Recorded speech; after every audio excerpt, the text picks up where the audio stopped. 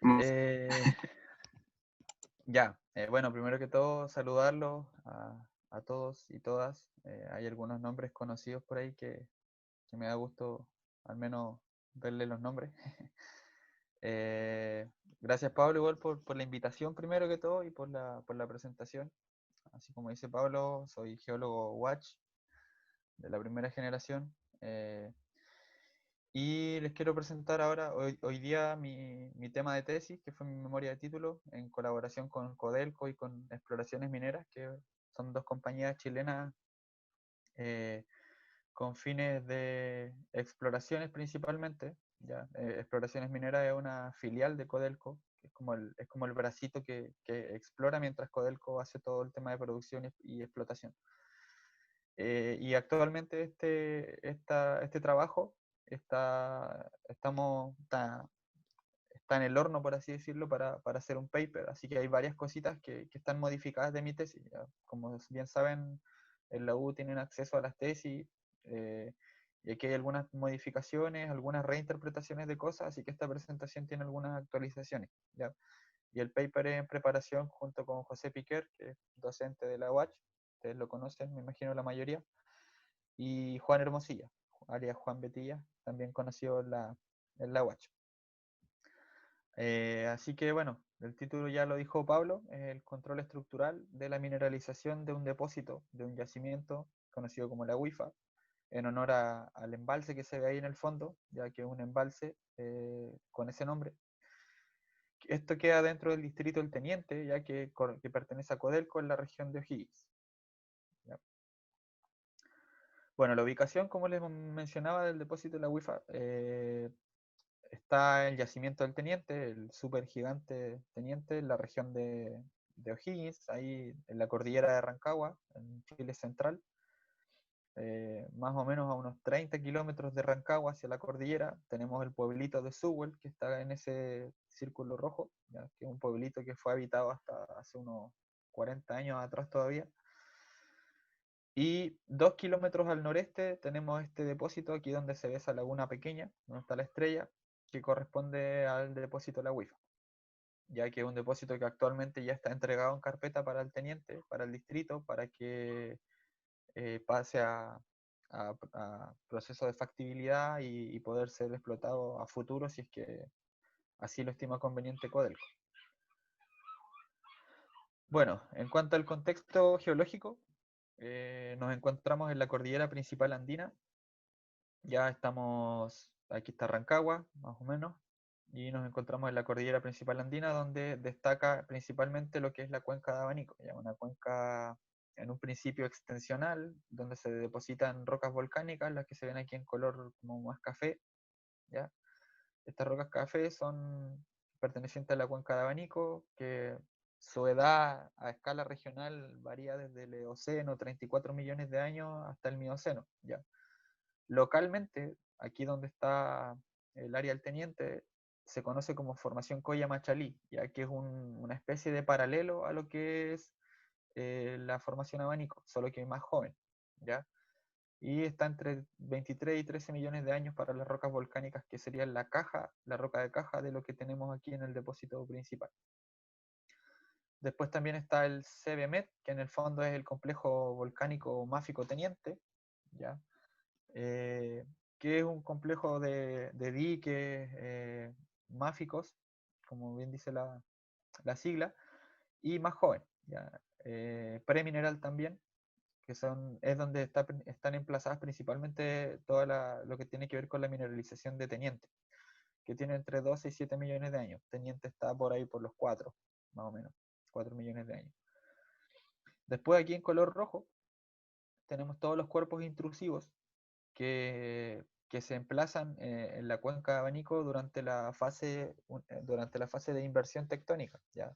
Luego de que esta cuenca se abre y se deposita todo lo que son las rocas volcánicas de formación Abanico, formación Coya-Machalí, la cuenca se invierte, es decir, las fallas normales que tenemos aquí norte-sur, aquí aparecen como fallas inversas en este mapa, porque primeramente eran fallas normales y durante la inversión tectónica estas se reactivan como fallas inversas. Por lo tanto, hay una deformación de todo lo que está aquí adentro, de toda esta cuenca. Y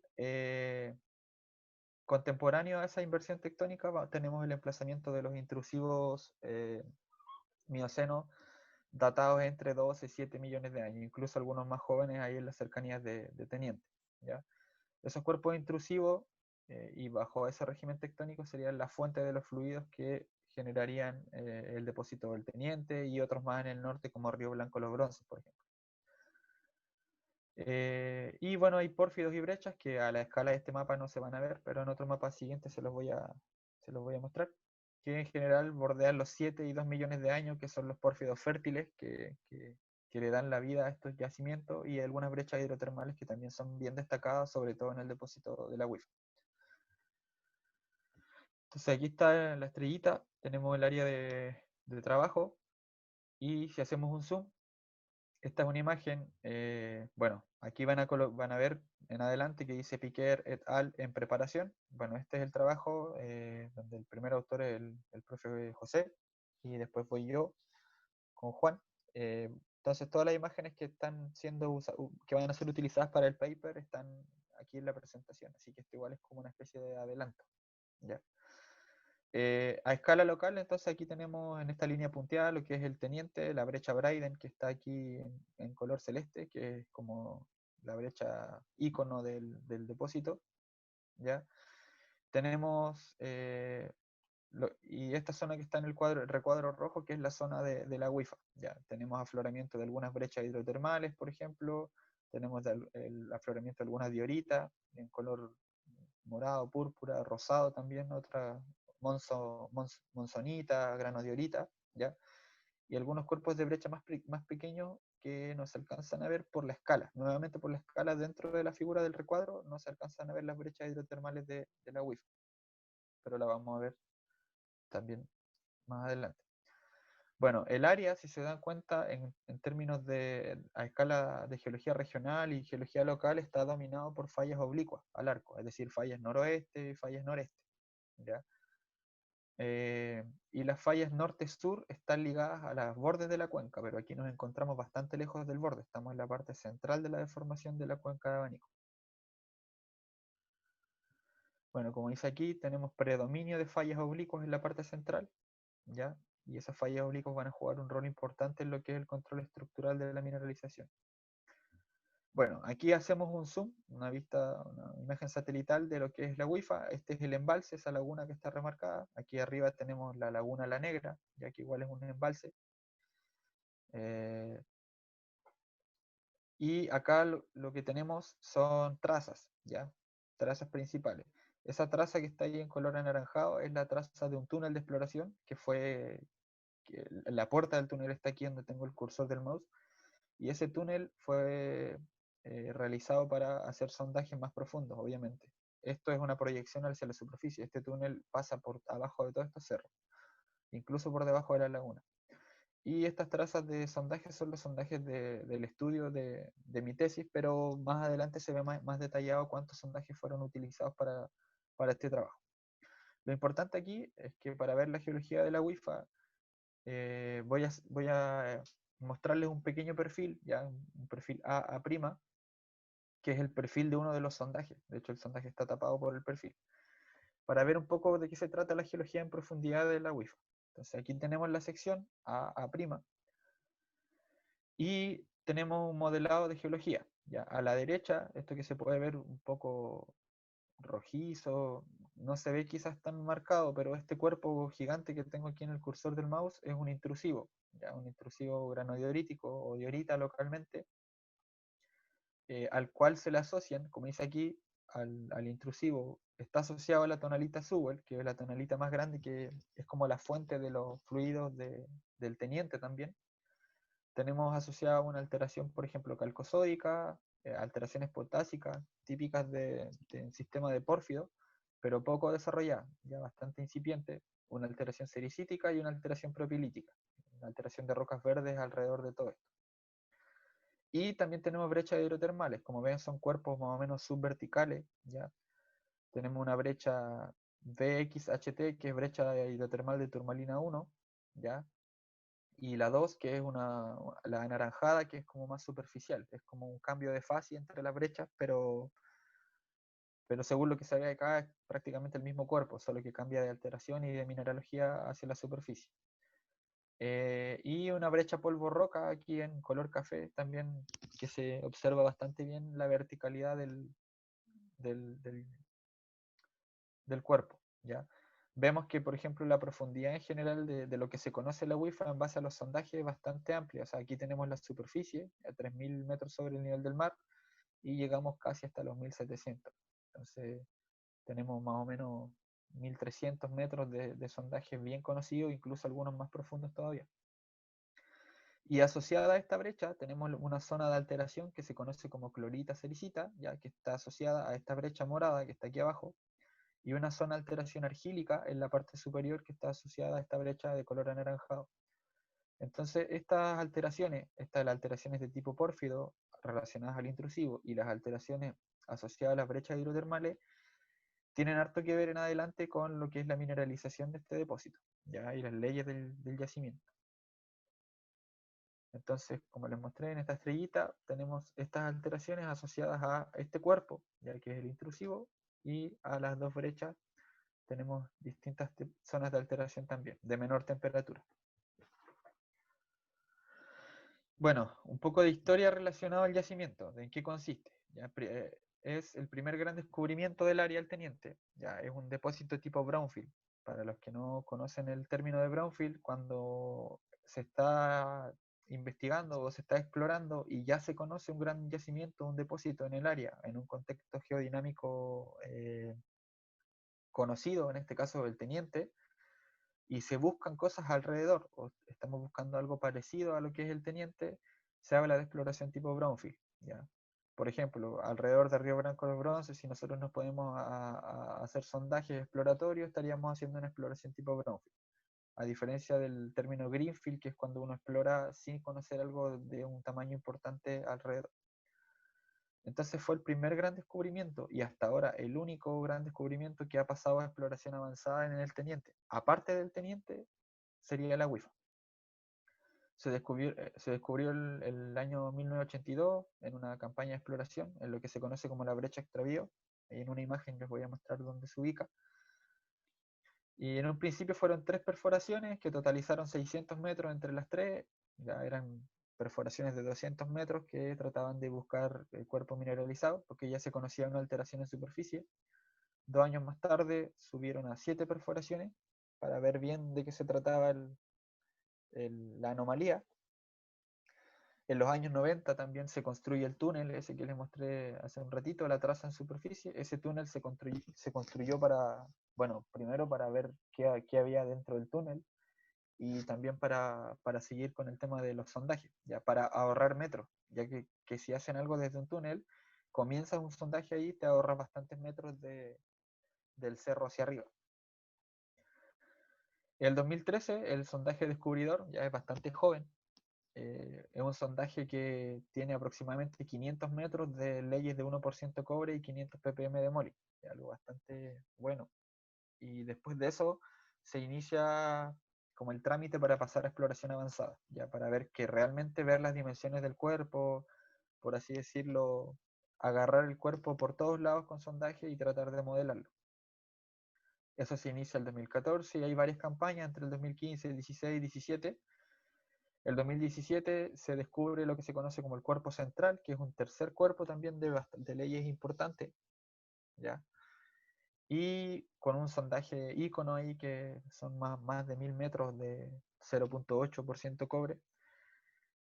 Y después de eso, el 2018 se entrega la carpeta final al teniente. Bueno, un poquito como de contextualización, qué tienen que ver las estructuras con estos yacimientos de modo así muy, muy rápido.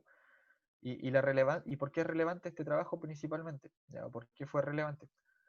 Bueno, en general se conoce la relación de los pórfidos de cobre con las grandes estructuras de primer orden, sobre todo en contextos compresivos o transpresivos en cuanto a tectónica. Ya este es un trabajo del 2001, súper antiguo para el año, pero hay trabajos mucho más actualizados donde se observa que las fallas oblicuas en general y la intersección de grandes estructuras levantan, permiten el ascenso de fluido que gracias a este contexto de compresivo son lo suficientemente fértiles para generar yacimientos o depósitos importantes de metales. ¿Ya? En este caso cobre, molibdeno, plomo, zinc, oro o plata. Y otra cosa, por ejemplo, es que ya se conoce la evidencia de varios yacimientos aquí en Chile donde las estructuras controlan no solo la posición de los yacimientos, sino que la elongación de los cuerpos. Este es Río Blanco Los Bronces, tenemos una falla noroeste, que es la falla Río Blanco Los Bronces, y esa falla, en contacto con una falla norte-sur, generaría, por así decirlo, sería el canalizador para que el depósito se genere justo en esta intersección. ¿Ya? Esta importancia entre relación de Porfio con estructura la han estudiado varios autores, incluido José Piquer, un trabajo del 2016, donde menciona que la actividad hidrotermal y la mineralización es contemporánea con la reactivación de las fallas oblicuas.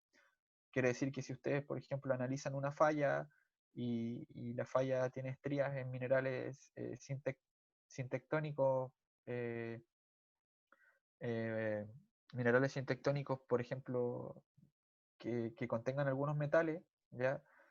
Quiere decir que esas fallas se reactivaron justo en el momento de la depositación de los grandes depósitos, valga la redundancia. Entonces, esta interacción estructuras pórfidos tiene bastante que ver y es lo mismo por el tema de la elongación, sobre todo por lo que pasa en la WIF. Entonces, ¿cuáles son los cuestionamientos o en el momento de la tesis cuál era la pregunta de investigación? En primer lugar, era identificar la geometría, la cinemática y los estados de esfuerzo predominantes que se asociaban a la actividad de las principales fallas en el depósito, es decir, buscar algo parecido a lo que tenemos acá, si es que el depósito realmente se rige por fallas, por intersección, si está elongado de acuerdo a la posición de las fallas o no. ¿Ya? Luego, interpretar cuál es el control estructural de los eventos que mineralizan la WIFA, es decir, ver los sistemas de vetilla, saber la orientación, saber las brechas, hacia dónde se orientan, hacia dónde están elongadas, y generar un control, es decir, saber hacia dónde van las estructuras para, por ejemplo, predecir hacia dónde tirar un sondaje y decir que hacia allá están las mayores leyes, hacia la otra orientación están leyes bajas. Eh, Eso en general. Son los dos cuestionamientos principales. La metodología del trabajo, bueno, comprende hartas cosas. Ya, hartas cosas, un trabajo bien con base de datos, entonces bien riguroso y bien tedioso, porque trabajar con bases de datos grandes igual siempre es complicado. Lo primero fue la captura de datos estructurales, ya, fallas y vetillas, el uso de televisor acústico, un análisis estructural de todos de los datos estructurales de fallas y vetillas capturados, difracción de rayos X, que es como una especie de extra, ya es como un bonus track del trabajo, porque no tiene mucho que ver con lo estructural, y visualización en 2D y 3D, ya, para generar interpretaciones de mejor calidad. Se las voy a detallar cada una. En primer lugar, la captura de datos. Bueno, aquí está el embalse para que vean más o menos cómo es el terreno. Rocas bien empinadas, la verdad que se podía caminar bien poco con libertad por acá, entonces también está sujeto a las condiciones del terreno donde se toman los datos. ¿Ya?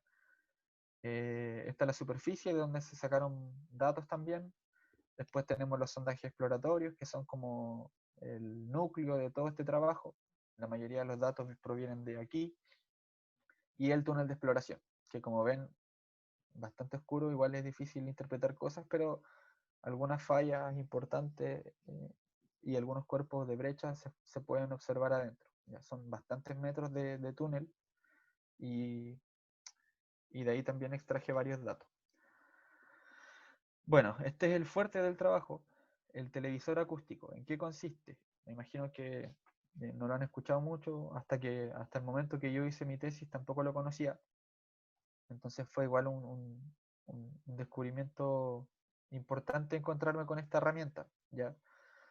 Cuando se hace un sondaje, el sondaje se termina, ¿ya? Se saca toda la muestra de roca y de diamantina y queda el fondo del pozo. ¿Ya? Y en general esos pozos a veces se sellan o se cierran, pero antes de eso hay que decidir si se va a hacer televisor acústico y entre qué tramos, ¿ya? Porque no vamos, por ejemplo, como son empresas externas, no vamos a gastar dinero en todo el sondaje si la parte que nos interesa, por ejemplo, son 100 metros, ¿ya? Lo que queremos y donde están las altas leyes, por ejemplo.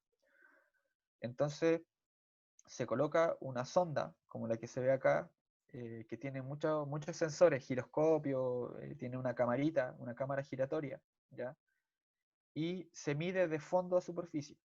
¿Por qué se mide de fondo a superficie? Para mantener una velocidad constante, ¿ya? Es más fácil manejar la velocidad constante subiendo que bajando. Eh, y lo que va haciendo es emitir, como dice el televisor acústico, emite ondas acústicas que rebotan con la pared y luego regresan, y eso es leído por todos los sensores que tiene esta sonda.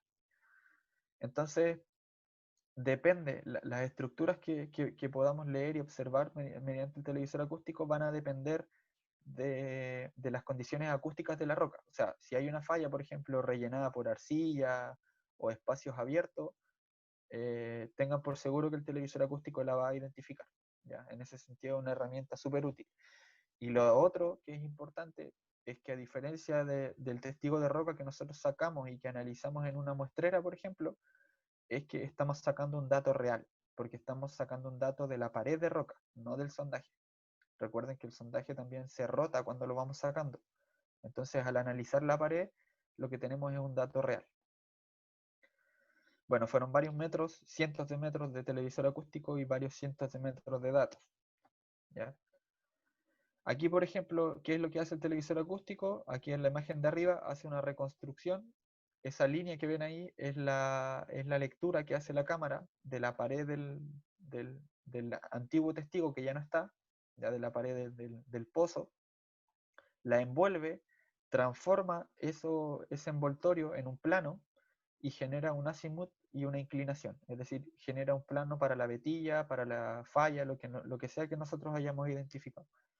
Y en primera instancia es una estructura aparente, ¿ya? ¿Por qué aparente? Porque el televisor interpreta como que nosotros estamos haciendo un pozo vertical de 90 grados, ¿ya? Hacia abajo completamente. Pero después nosotros, mediante un programa, mediante transformaciones estereográficas, llevamos todos los datos a la posición original del sondaje, ya que el sondaje que fue sacado tenía una inclinación y un azimut, movemos todo y los planos también se mueven. Entonces ahí el televisor acústico nos entrega un azimut real y una inclinación real.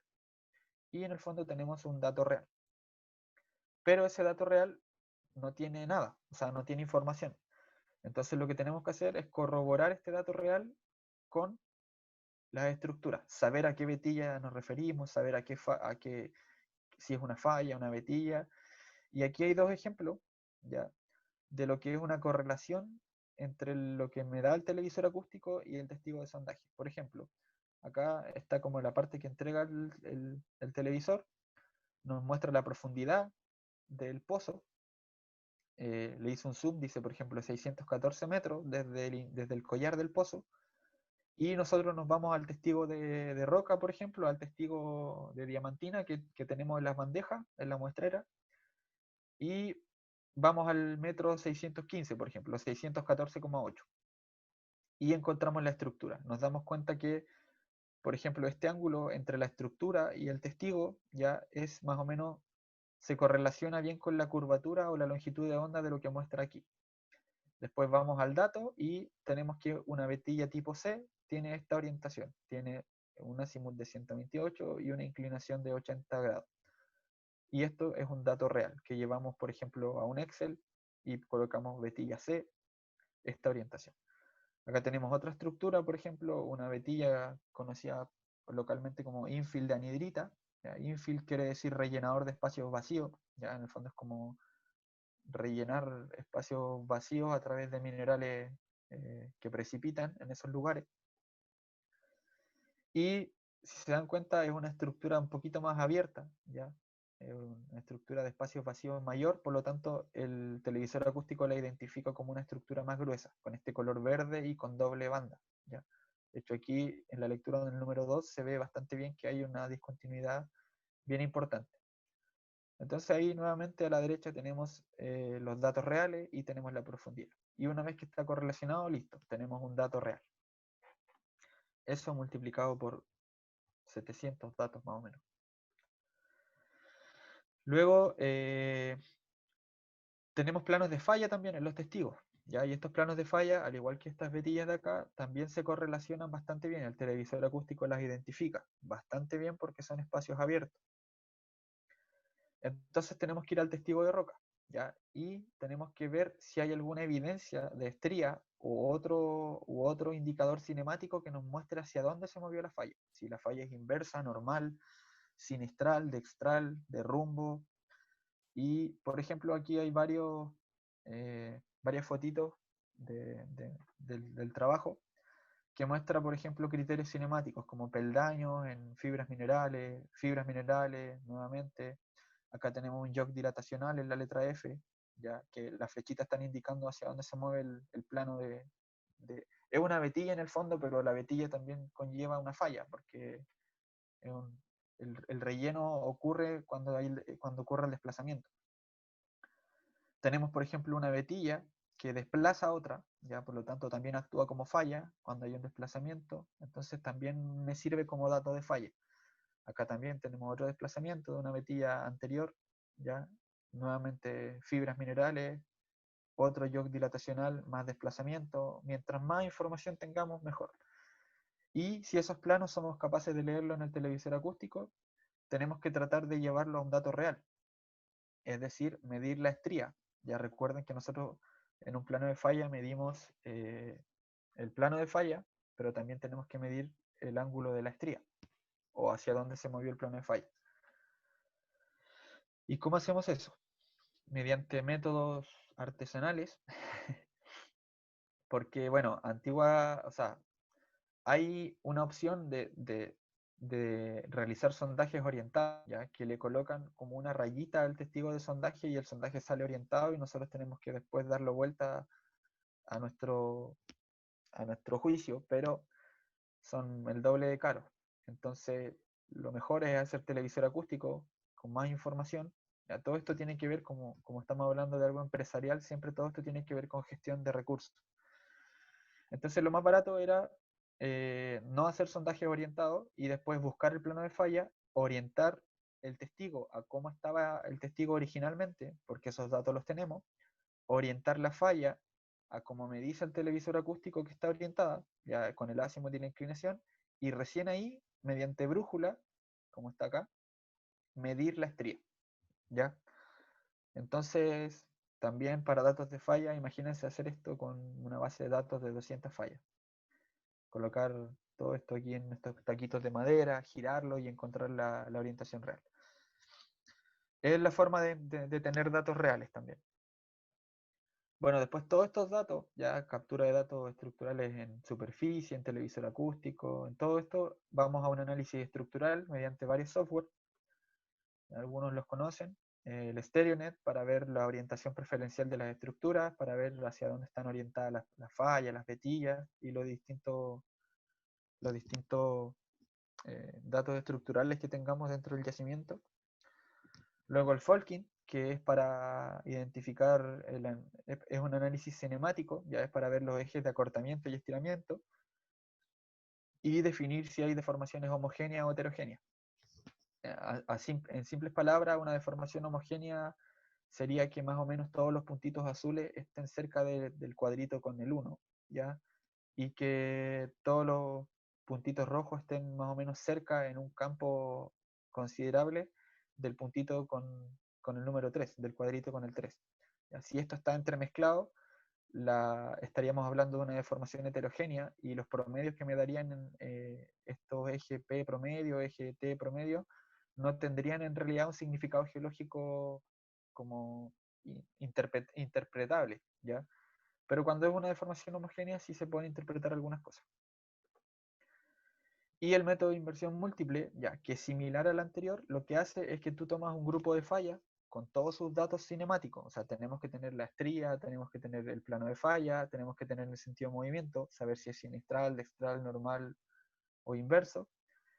Y llevamos esos planos de falla al método de inversión múltiple y lo que hace es que nos calcula un sigma 1 y un sigma 3 para un grupo de fallas determinado.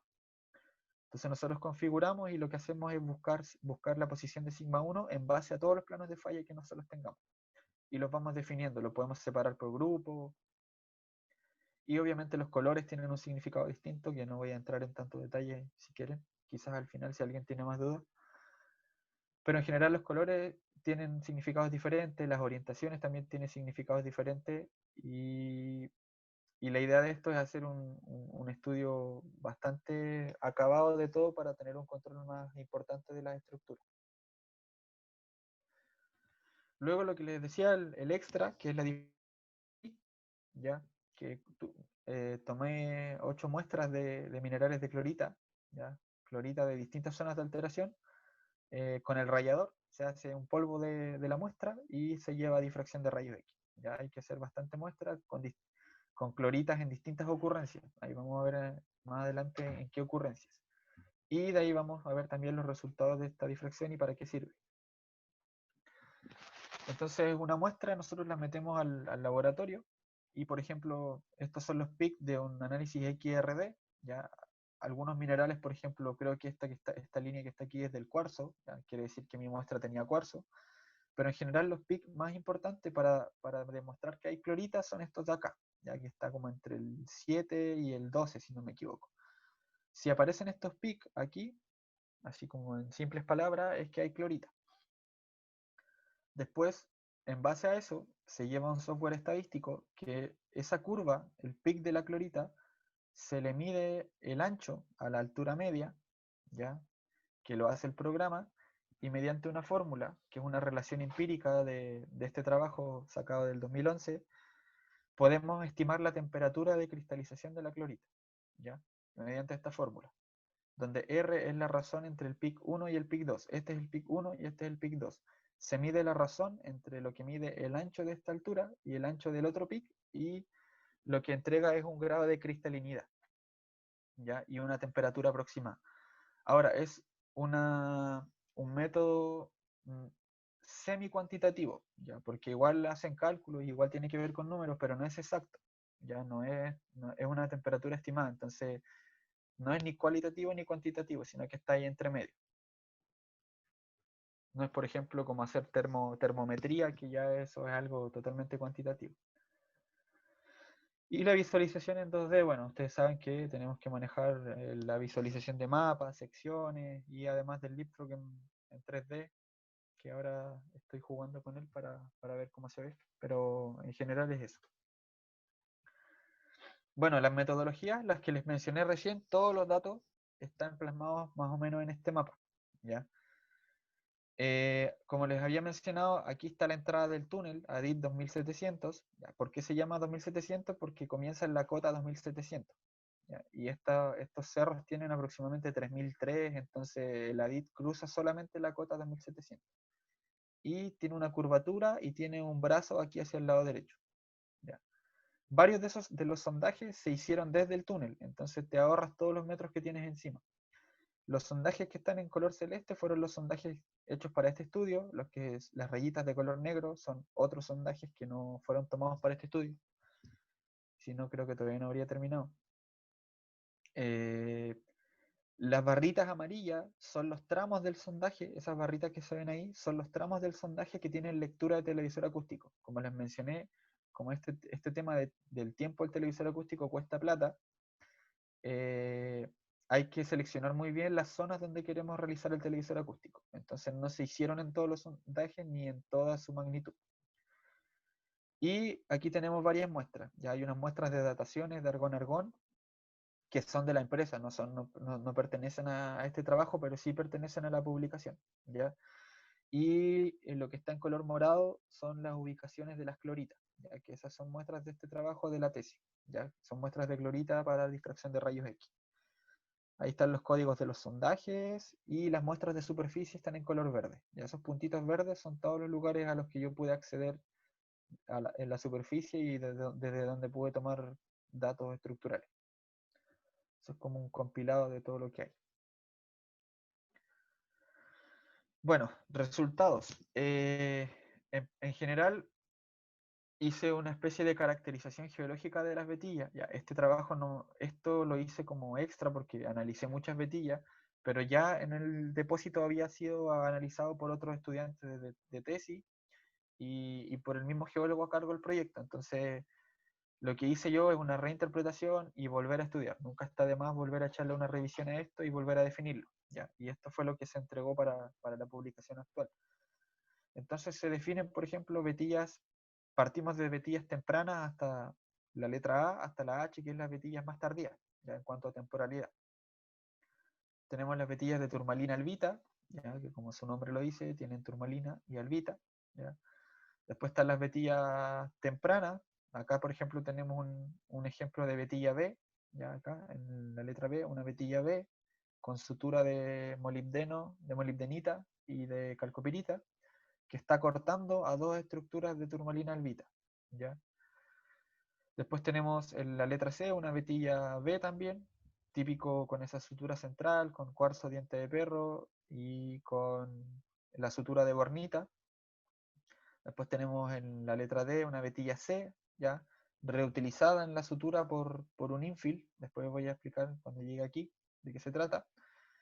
Y vetillas D, en el caso de la E, una vetilla D. En la F tenemos una vetilla D que corta a una vetilla C, pero la sutura de la vetilla C luego corta a la vetilla D, ¿ya? ¿Por qué? Porque la sutura es reutilizada, ¿ya? Por otras estructuras posteriores, que son principalmente los infill. Después en la letra G tenemos el infill de anhidrita, ¿ya? Que este infill, como se ve acá, tiene mucha calcopirita y es el responsable de la mineralización de este depósito.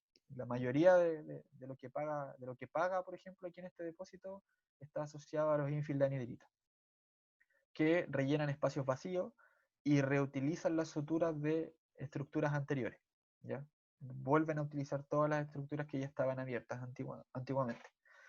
Y luego tenemos un infill de carbonato, ya que como ven acá, más que nada rico en carbonato, calcita, yeso, y también tiene esfalerita de galena, ya, mena de plomo y zinc, que son de menor temperatura y vuelven a reutilizar todo el sistema, ya. Y se asocian principalmente a las brechas hidrotermales que les mostré al principio, ya lo de carbonato a la parte superior, que sería la alteración argílica, y la alteración clorita sericita a cargo de la brecha de turmalina 1 o más profunda, que vendría asociada al infill de anhidrita. Entonces, todas estas vetillas que fueron estudiadas también fueron estudiadas desde el punto de vista estructural. Todas estas vetillas tenían una lectura de televisor acústico. Y, por ejemplo, como ven ahí, bueno, voy a mover esto aquí. Como ven ahí, tenemos 130 datos de vetillas de turmalina albita, que son más o menos norte-sur. Tenemos vetillas tempranas que están incluidas las vetillas A, las vetillas B, las EDM, las EBT, que no hay muchas en todo caso de ese estilo, pero hay 150 datos. ¿Ya? Y vemos que son más o menos polidireccionales, quiere decir que no tienen una orientación preferencial muy definida. Después tenemos las vetillas de anhidrita, 217 datos, y también son polidireccionales, como ven acá. Y eso también tiene mucho sentido, después lo van a entender en el tema de las discusiones.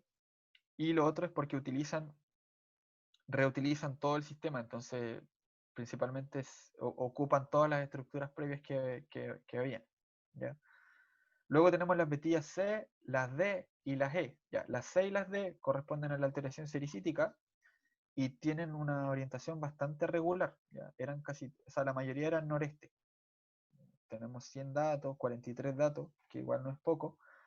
Y después finalmente tenemos el infill de carbonato, ya que es lo que está asociado a la parte final del sistema, que también tiene una orientación preferencial noreste. Entonces, si se dan cuenta, en cuanto a temporalidad, desde el punto de vista de la alteración sericítica en adelante, tenemos más o menos una orientación bastante definida.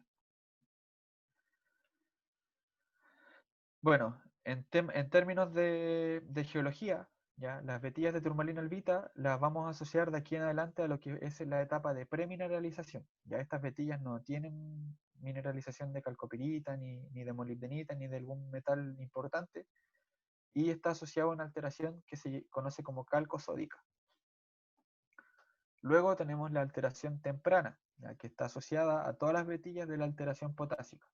Vetillas EDM, A, vetillas B, pero en general, como dice acá, está mal escrito esto, es incipiente, ya porque la alteración potásica no está tan desarrollada y no se ve tan no es como otro tipo de vetilla, por ejemplo, o otro sistema, no sé, Río Blanco Los Bronces, donde ustedes se van a una alteración potásica y ahí está concentrado todo el cobre, ¿ya? Y hay un montón de vetillas EDM, vetillas B, vetillas A. En este caso es bien poco. Y esos 150 datos se refieren principalmente a una especie de vetillas que no tienen nada, creo que eran vetillas A, ¿ya? Principalmente de cuarzo. Luego tenemos la mineralización principal. Aquí hay que hacer un hincapié importante porque tenemos paralelamente dos alteraciones. La alteración clorita-sericita, que está asociada a las infill de anhidrita, ¿ya? Y que están asociadas a la brecha principal de turmalina, ¿ya? Está asociada esa alteración al cuerpo de brecha y a la alteración clorita-sericita, bien localizada. Y la alteración sericítica está asociada al cuerpo intrusivo, ¿ya? Que estaba al lado derecho en la sección que mostré delante. Alteración sericítica o fílica que viene acompañada de estas vetillas, vetillas C y vetillas D, ¿ya? En general, estos tres sistemas de vetilla componen lo que es el grueso del depósito, donde está almacenado el 1% de cobre, donde hay calcopirita y bornita en gran cantidad, molibdenita también. Entonces, en estos dos sistemas, que son paralelos, ¿ya? Uno asociado a la brecha y otro asociado al intrusivo, tenemos el sistema de la WIFA, ¿ya? Y finalmente tenemos, bueno, como puse ahí están los dólares. Y después tenemos las vetillas de carbonato, que también tienen galena, esfalerita, igual traen un poco pero de metales, pero más relacionado con pirita, ¿ya? Entonces no es tan importante. Y está asociado a una alteración argílica. Y como les mencioné también delante, tiene también que ver con el desarrollo de brechas, ¿ya? Todo lo que sea infill tiene que ver con las brechas. Y aquí disminuye un poco la ley. También es importante la mineralización tardía, pero disminuye bastante la ley. Entonces, lo importante de este yacimiento es esta parte, la anterior, mineralización principal. Bueno, otros resultados, aquí pueden ver un mapa ya de la geología local. Este mapa es producto de estudios previos de la empresa, además de este estudio. Sobre todo la parte estructural tiene harto que ver con este estudio. Tenemos como pueden ver, tenemos un predominio de fallas oblicuas, de fallas noroeste o oeste-noroeste y fallas noreste, ya con su sentido de movimiento. Y aquí pueden ver los tres cuerpos principales. Aquí justo donde está la laguna está la brecha, la WIFA, ya, de muy alta ley. Acá está la brecha extravío, que es donde se comenzó todo el tema del descubrimiento en 1982, si no me equivoco, o antes incluso. En todo este sector se conocía una alteración en superficie, entonces ahí fueron a buscar y encontraron, y ahí hicieron los primeros sondajes. Y finalmente, en 2017, aquí se encuentra lo que se conoce como el cuerpo central. Si se dan cuenta que hay varios intrusivos y hay unos cuerpos de brecha.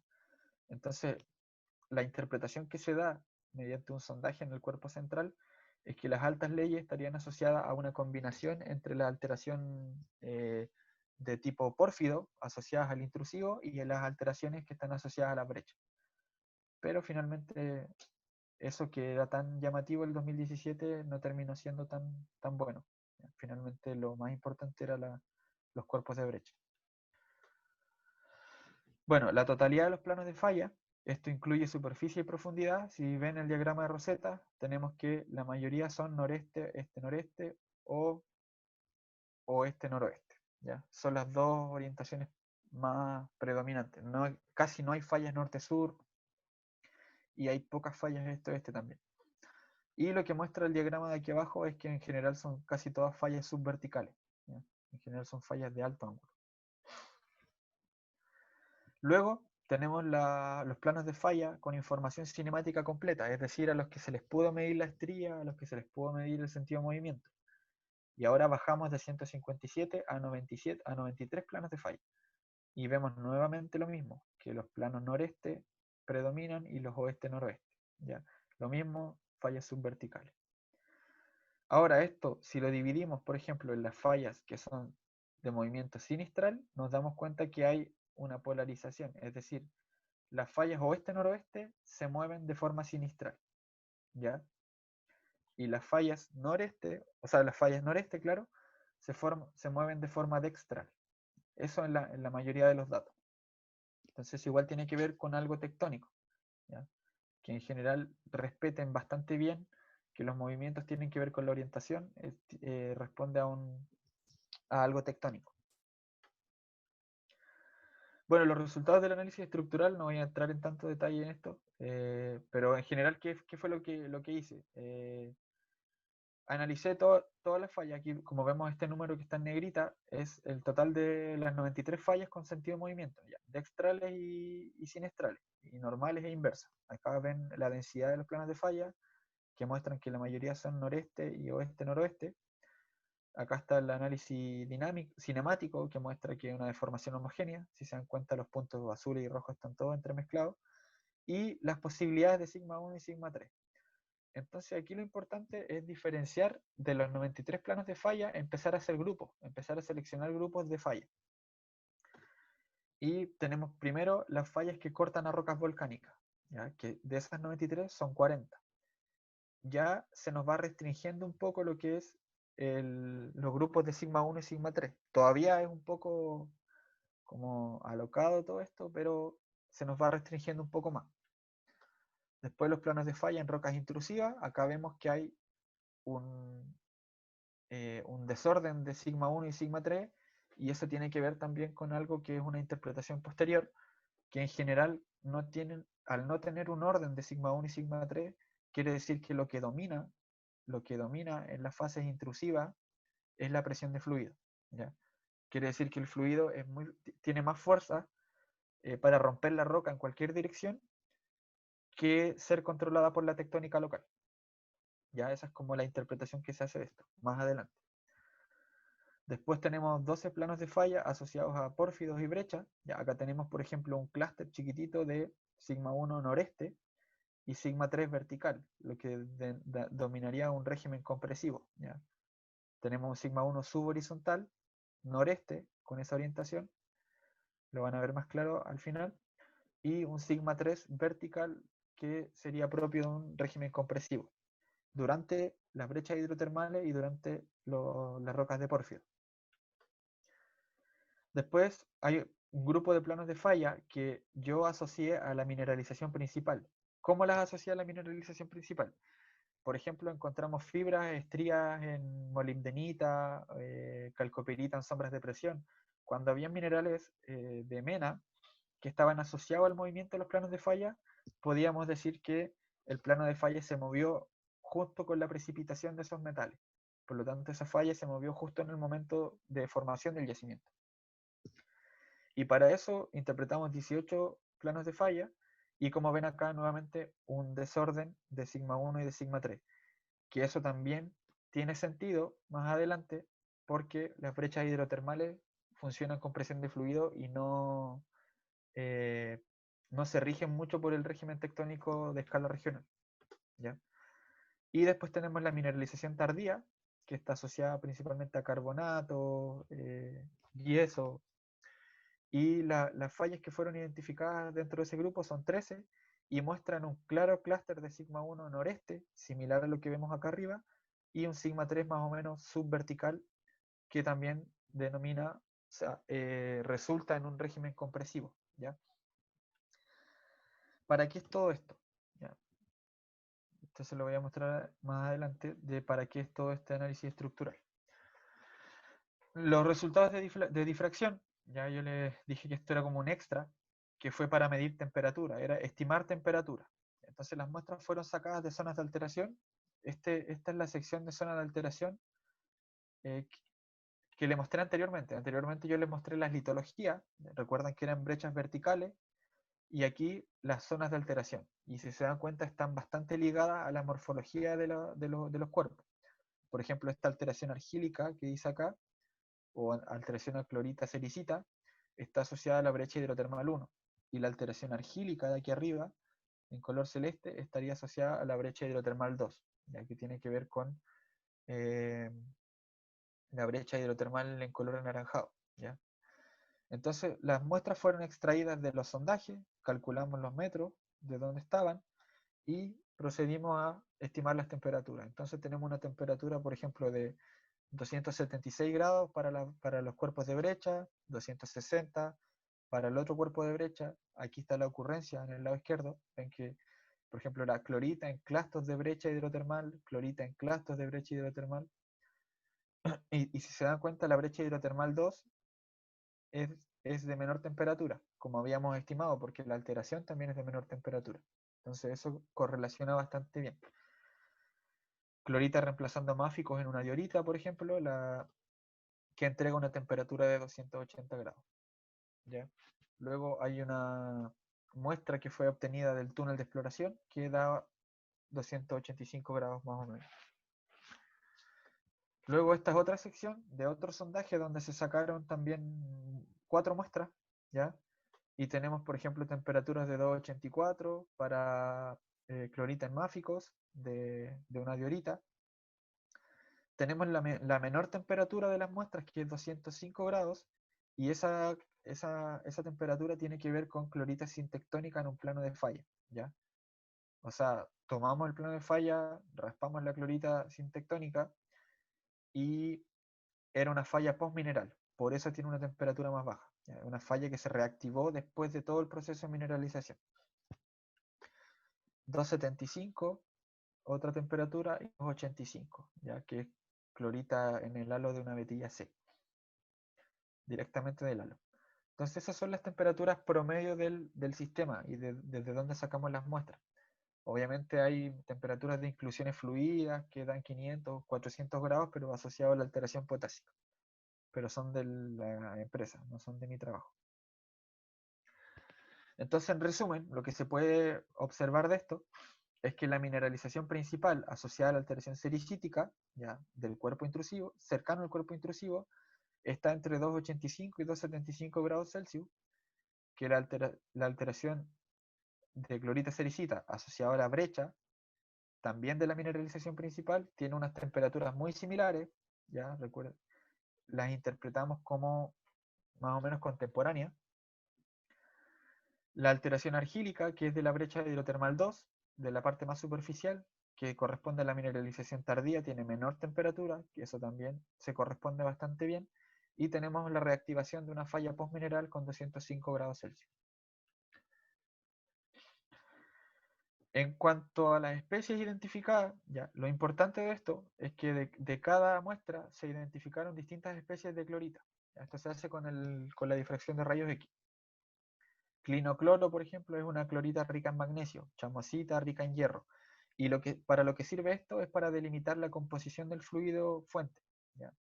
Entonces, por ejemplo, algo que está aquí en rojo es que para la mineralización principal y tardía, que está asociada a las brechas de turmalina 1 y 2, tenemos algo distintivo. Ya tenemos especies de clorita con zinc y con litio, algo que no aparece en las alteraciones ni en la mineralización que está asociada a los intrusivos. ¿Ya? Bueno, y esto en discusiones y conclusiones vendría siendo lo más importante del trabajo, que es como un compilado de todo. ¿Ya? Es una especie de modelo en tres, por así decirlo, tres dimensiones de la evolución tectónica durante la actividad magmática hidrotermal. Es decir, cómo fue evolucionando todo desde el punto de vista magmático hidrotermal y en cuanto a tectónica, de acuerdo a los grupos de falla y a todos los análisis. Entonces tenemos las rocas volcánicas de la caja, ya predominio de fallas noreste y noroeste, el norte está para allá.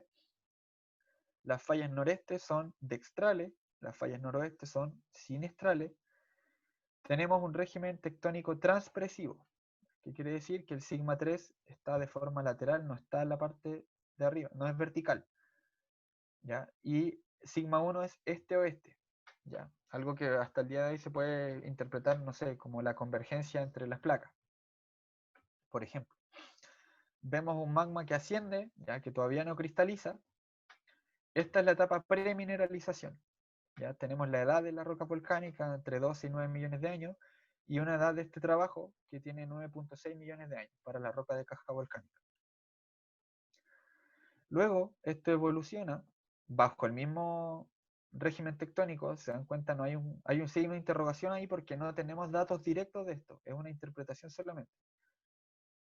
Y tenemos el inicio de las vetillas de turmalina albita, que en general eran norte-sur, si recuerdan el diagrama de Rosetta, y de color azul, ¿ya? Las colocamos de este color. Y una alteración, aquí como un cuerpo blanco de todo este sector, que sería la alteración calcosódica. Y el cuerpo de diorita que crece en el lado este del embalse de la WIFA, que cristalizaría más o menos en 7.6 millones de años. ¿Ya? También hay una edad uranio-plomo. Esa es la edad de cristalización de la diorita más grande. Entonces la alteración calcosódica no fue datada, ya no sacamos nada del calcosódico para datar, y tenemos las estructuras. ¿Por qué hay un signo de interrogación? Porque en general, si el sigma 1 está este-oeste, no sería muy común pensar que las vetillas de turmalina albita se abran en norte-sur, deberían abrirse este-oeste, ¿ya? Entonces eso es lo raro, pero puede ser que las vetillas sean controladas por algo local, que no tengan que ver con un régimen más regional. Luego tenemos la mineralización temprana, que comienza con la alteración potásica, ¿ya? Asociada a estos cuerpos de pórfido de la fase tardía de la diorita, ¿ya? Cuerpos de pórfido que dice diorita, pórfido cuarzodiorítico, ¿ya? Que es la diorita en el fondo, que tenemos 7.6 millones de años, más un pórfido 1, que sería una fase de la misma diorita, probablemente más joven, no sé, no tenemos una edad. Y una alteración potásica, perdón. Una alteración potásica, como les dije, incipiente, que no está bien desarrollada. Aquí yo la exageré un poco para que se entienda. Y las estructuras, si ven en superficie, iban para todos lados, ¿ya? Por lo que se infiere que las vetillas estarían controladas por un régimen tectónico, por un régimen de presión de fluido, ¿ya? Aún así se coloca el régimen tectónico con sigma 1 noreste, ¿ya? Y ahora sigma 3 vertical, lo que corresponde a un régimen compresivo, ¿ya? Hay un cambio, hay una rotación en sigma 1.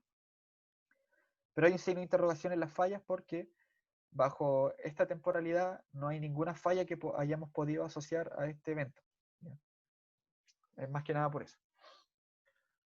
Y hay edades de la alteración potásica de 6.7, 6.6 millones de años en argón-argón. Entonces vamos rejuveneciendo cada vez más el depósito en su evolución. Ahora viene la mineralización principal, que es la letra A.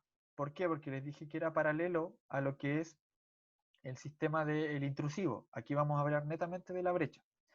Entonces tenemos el intrusivo y en la parte central del embalse, en la intersección entre las fallas oblicuas, se desarrollan los cuerpos de brecha hidrotermal, que dice la WIFA brecha complex, ¿ya? Esa brecha tiene una edad de renio-osmio de 6.6, 6.58 millones de años, ¿ya? Y está dominada por presión de fluido. Esto identificado por lo que les mostré anteriormente, voy a retroceder, por esto, ¿ya? Estos sigma 1 que están acá, que están para todos lados, y los sigma 3 igual, y además la polidireccionalidad de los infill, recuerden que los infill iban para todos lados también, es una evidencia de que la brecha fue dominada localmente por presión de fluido. Quiere decir que es más importante la presión de fluido del emplazamiento de la brecha que el régimen tectónico local. Por lo tanto, para la brecha funciona este régimen tectónico local. Las vetillas, como ven acá, de color morado, se abren en todas las direcciones y las fallas localmente se reactivan para cualquier lado, ¿ya? Y eso también está evidenciado en mis datos de falla. Y tenemos una alteración de clorita sericita a la cual se dató en 6.51 millones de años, ¿ya? Que es la alteración asociada a las brechas, a estos cuerpos de brecha. Paralelamente, la mineralización principal, pero la letra B, que está asociada al pórfido, tenemos alteración sericítica en la parte este del depósito del yacimiento, donde está el cuerpo central, por así decirlo. Tenemos las vetillas C y D, si ven, todas tienen una orientación noreste, bien regular, y es porque el régimen tectónico era un régimen tectónico compresivo con sigma 1 noreste. ¿Ya? Eso también evidenciado en los, si volvemos atrás, nuevamente, Nuevamente evidenciado por esto que está aquí abajo. Sigma 1 noreste y sigma 3 subvertical para los planos de falla de la mineralización tardía. Entonces esto nos corrobora que estas estructuras lógicamente se abren en una orientación noreste gracias a la orientación de sigma 1. ¿ya? Generalmente sigma 1 orienta las estructuras y son más asequibles a ocupar esas estructuras que son zonas de debilidad gracias a la magnitud de sigma 1. Y tenemos una edad de alteración sericítica de 6.4, ¿ya? Que se interpreta como un reseteo termal, ya de lo que viene más adelante.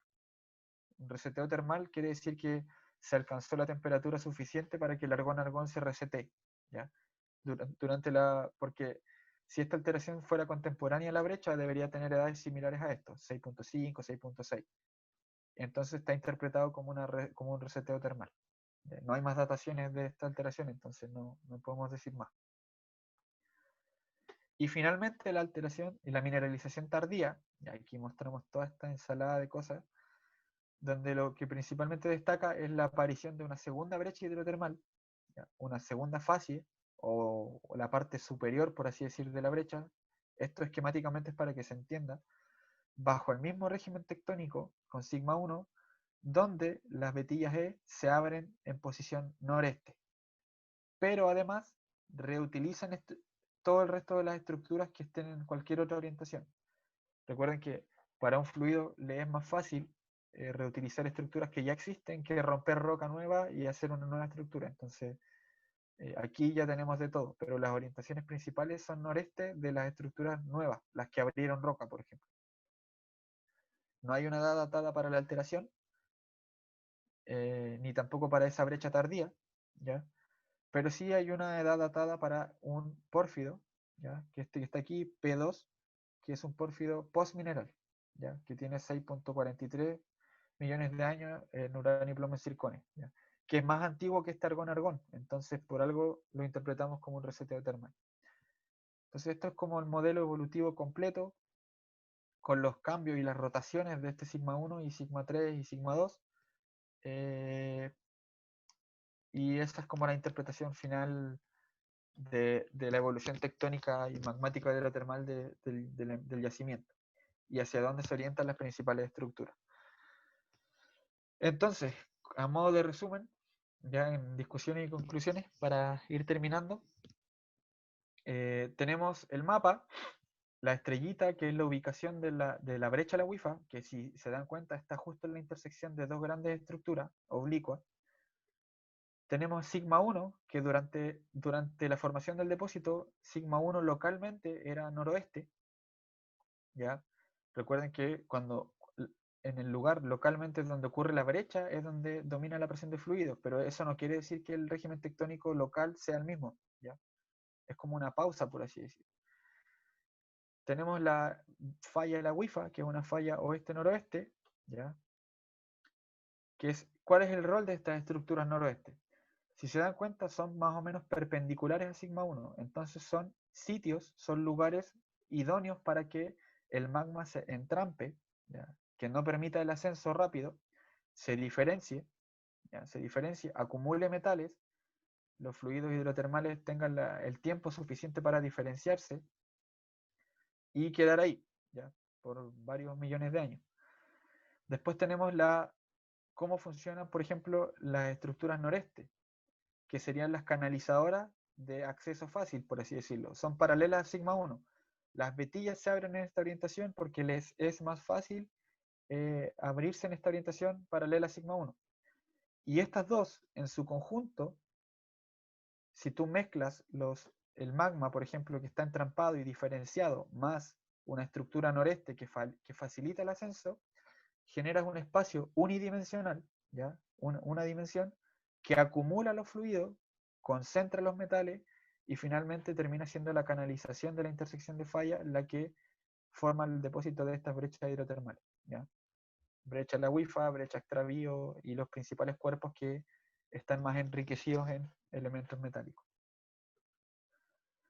Luego, a través de la zonación de la composición, por el tema de este tema de las cloritas, podemos ver que la composición de la fuente de los fluidos está enriquecida en magnesio, hierro y níquel por las especies de clorita, pero que la composición de los fluidos que mineralizaron las brechas tienen una riqueza en zinc y litio. Algo que, por ejemplo, si quisiéramos buscar otra brecha similar a esta, podríamos irnos por ahí. Por ejemplo, cloritas ricas en zinc y litio que nos podrían decir que más abajo hay algo similar a lo que ocurre en la WIF. Es como una especie de herramienta de exploración. Y sumando que las temperaturas de las brechas son bajas en cuanto a un yacimiento, ¿ya? Porque estamos hablando del orden de 290 grados, para lo que un yacimiento de tipo pórfido anda por ahí por los 400, más o menos, 400, 500. Entonces las brechas son más bien frías. El emplazamiento de las brechas hidrotermales se emplazan de manera vertical, ¿ya? Dominada por presión de fluido, y más la composición del fluido mineralizador, podríamos determinar que bajo la WIFA hay una fuente profunda y con un potencial núcleo de alta temperatura, ¿ya? Obviamente mayores a las brechas, que podrían ser la fuente de ellas o que podrían tener asociada, por ejemplo, una alteración y mineralización tipo pórfido mucho más importante que la que se ha encontrado hasta ahora, ¿ya? Entonces esas son como las conclusiones finales de este trabajo. Muchas gracias. Bueno, Nico, muy interesante, súper buena tu presentación. De antemano ya agradecerte por la disponibilidad, súper buen trabajo. Eh, y ahora, bueno, damos paso a la ronda de preguntas. La primera pregunta aquí en el chat es del Álvaro, de León 3. El Ya. sistema de fallas del fierro nor-noreste, formado en el Oligoceno, controla el volcanismo del volcán Tingirica y el complejo Planchón Peteroa, un poco más al sur de la ubicación del trabajo. Quizás una extensión de este sistema hacia el norte podrían explicar la orientación de las vetas de turmalina, las que pusiste en azul. Una hipótesis. Y muy interesante tu presentación. Buena pregunta. En realidad, bueno, la falla, el fierro, que en noreste, en algunos lugares noreste, voy a ir un poco a la presentación. A ver, déjame ver si puedo volver al inicio. Eh, para contestar mejor la pregunta.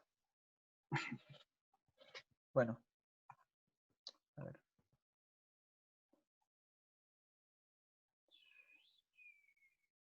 Aquí está.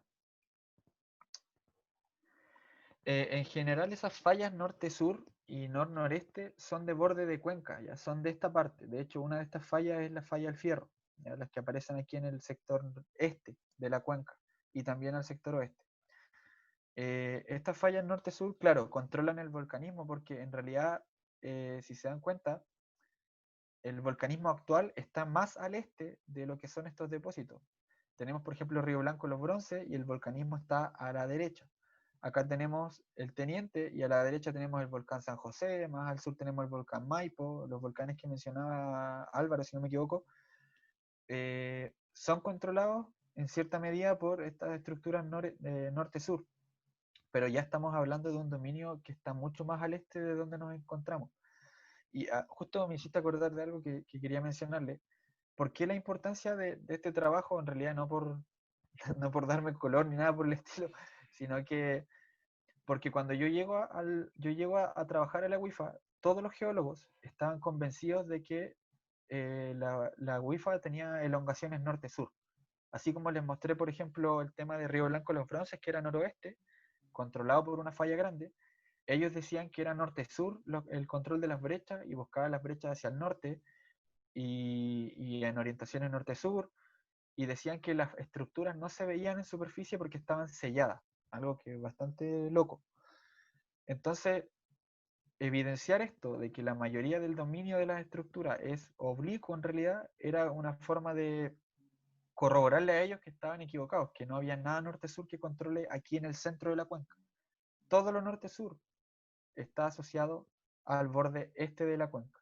Y claro, como dice Álvaro, controla el volcanismo Y no creo que esté asociado al tema de las vetillas de turmalina. Yo creo que las vetillas de turmalina tienen una especie de control propio, algo así como una presión de fluidos que va para todos lados en realidad, porque en superficie afloran para todos lados, ¿ya?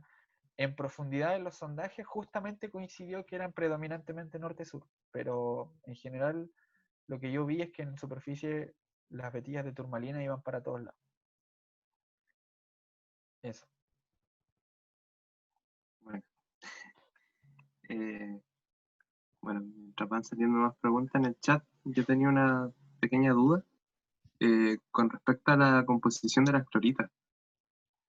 Mencionabais que era como distintas composiciones de fluidos, pero eso se asocia a distintas fuentes de fluidos o a cambios de condiciones. Eh, a ver, lo que pasa es que cuando se inicia esta idea de hacer el extra de las cloritas es porque hay estudios actuales de química mineral de clorita, ¿ya? Que son para generar vectorización, ¿ya? No sé ¿Mm? si maneja el término de vectorización. Sí, Que claro, pues es para que tú evidencias la química de las cloritas y, por ejemplo, hacia el centro de los pórfidos, de los centros de calor, tienes cloritas. Voy a hacer aquí, no. Mira, hacer un dibujito. Tienes, por ejemplo, el pórfido y las zonas de alteración alrededor. Y si tú haces una transecta de cloritas, vas muestreando cloritas, algunas, por ejemplo, no recuerdo bien qué elementos, pero se enriquecían en magnesio cerca del pórfido y se empobrecían en magnesio y se enriquecían en hierro lejos del pórfido. Entonces tú podías hacer un mapa con química mineral. Ahora, como les dije, química mineral es algo cuantitativo. En mi caso era solamente cualitativo porque tú identificabas qué tipo de clorita había, pero no te decía cuánta ni cuál era la predominante. Entonces, en todas las cloritas a mí me dio esto, pues. En todas las cloritas a mí me dio hierro magnesio. ¿Cachai? Hierro magnesio, hierro magnesio.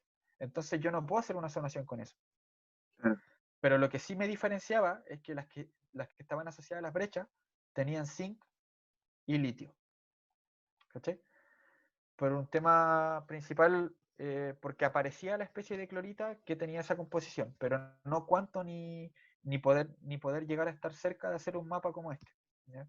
Pero en claro, general por eso surgió la idea y era para ver si funcionaba. O sea, las temperaturas funcionaron bien, entonces puede servir para algo futuro, pero no, no desde este punto de vista. claro. Si uno quisiera vectorizar ahí, entonces se necesita conocer cuantitativamente las composiciones elementales de la clorita. Entonces. Claro, lo mejor sería hacer química mineral, ¿no? O Ya, geotermometría, lo que sean temperaturas, pero en base a cosas cuantificables. Lo mío es como una cualidad, ¿cachai? Es como la cualidad que tiene la clorita por haber cristalizado esa temperatura, ¿ya? Es como claro, un análisis indirecto. claro, Al final yo intenté hacer eso, pero me dio que todos tenían fierro y magnesio, entonces no pude lograrlo. claro. Eh, Aquí tenemos otra pregunta del Álvaro. En los monitos del M&M que representan, pregunta, ¿qué representan los colores? Si es el estrés diferencial. Ah, ya, voy a ir a eso. Me imaginé que me iban a preguntar más detalles. Voy a ir al estrés diferencial. Acá. Los colores, bueno, están en una escala en primer lugar. No, en los colores morados, azules, ¿ya? Quiere decir que el phi es cercano a cero, ¿ya? Y el phi es la razón en valores cualitativos de magnitud entre sigma 1 y sigma 3 y sigma 2, ¿ya? Que no está acá. Por ejemplo, cuando son morados los puntitos, quiere decir que sigma 1 se parece a sigma 2, por ejemplo. No me acuerdo exactamente cómo era, pero quiere decir que sigma 1 se parece a sigma 2. Entonces, un pequeño, por ejemplo, movimiento en la parte tectónica regional podría hacer que sigma 1 cambie de orientación con sigma 2 radicalmente, ¿ya? Entonces, por ejemplo, tienes sigma 1 este-oeste y sigma 2 norte-sur. Voy a recurrir de nuevo a los monitos. Tienes tienes sigma 1 este-oeste y sigma 2 norte-sur, pero tienes un phi morado que hace que sigma 1 en magnitud sea similar a sigma 2, entonces hace falta un pequeño cambio para que el 1 aparezca acá y el 2 acá. Entonces ahí se te abren estructuras en orientaciones totalmente distintas. Por ejemplo, si son verdes, quiere decir que los tres son distintos, ¿ya? Que los tres sigmas son totalmente distintos. Entonces, siempre va a haber una diferenciación entre sigma 1, sigma 2 y sigma 3. No va a haber ese cambio de ubicación por algún cambio en el estrés. Y si es rojo, quiere decir que sigma 2 se parece a sigma 3. ¿Ya? Entonces, el sigma 1 es permanente, pero el sigma 3 y sigma 2 puede cambiar. Entonces, puedes abrir, por ejemplo, estructuras paralelas a sigma 1, pero estructuras tabulares, ¿ya? Que tiren el techo hacia arriba, porque sigma 3 está vertical, o verticales si es que sigma 3 está horizontal y sigma 2 es el que está vertical. No sé si se entiende bien, pero esa es la idea de los colores. Es la relación entre los sigmas. Bueno, sí, entendió la respuesta del Álvaro. La Fabi dice, muy interesante, muchas gracias por la presentación. Bueno, gracias Fabi. Bueno, no sé si hay alguna otra pregunta, comentario del público. Quejas, críticas, lo que quieran. Un saludo, un autógrafo por ahí.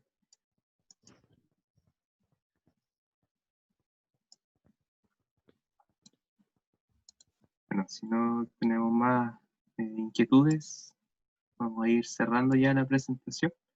Una vez más, agradecerte, Nico, por tu disposición y, claro, tu disposición a presentar el trabajo, que está súper bueno.